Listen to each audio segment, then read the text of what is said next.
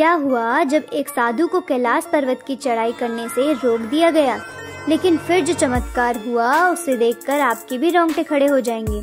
नमस्कार दोस्तों, वीडियो शुरू करने से पहले जो भी महादेव के सच्चे भक्त हैं एक बार सच्चे दिल से कमेंट बॉक्स में हर हर महादेव जरूर लिखिएगा।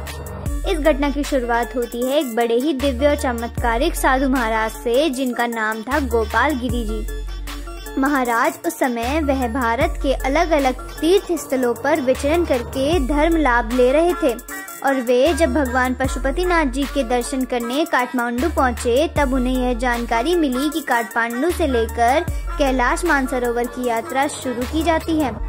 गोपाल गिरी जी महाराज का बचपन का सपना था कि वह कैलाश पर्वत की परिक्रमा करें।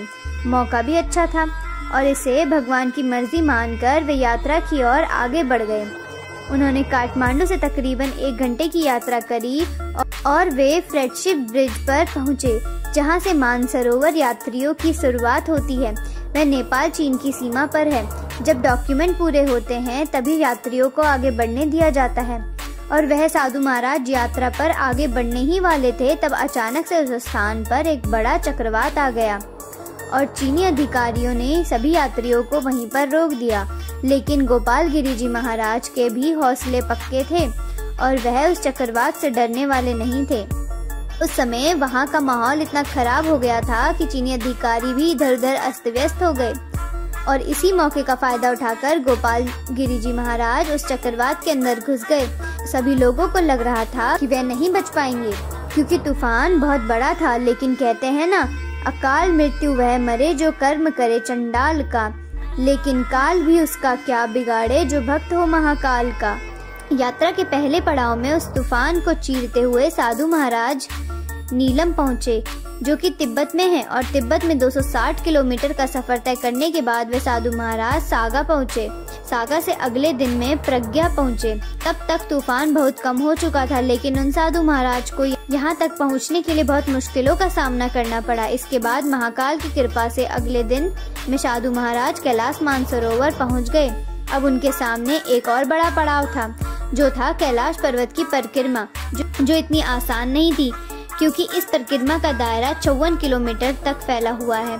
लेकिन हर हर महादेव के जयकारे लगाते हुए उन्होंने इस परिक्रमा को भी 6 से 7 दिनों में पार कर लिया। लेकिन इस परिक्रमा के दौरान उनके साथ कुछ ऐसा हुआ जिसने उनके भी होश उड़ा दिए। दरअसल वहां उपस्थित एक गुफा में उन्हें एक बच्ची दिखाई दी। शायद वे तूफान में अपने माता पिता से अलग हो चुकी थी।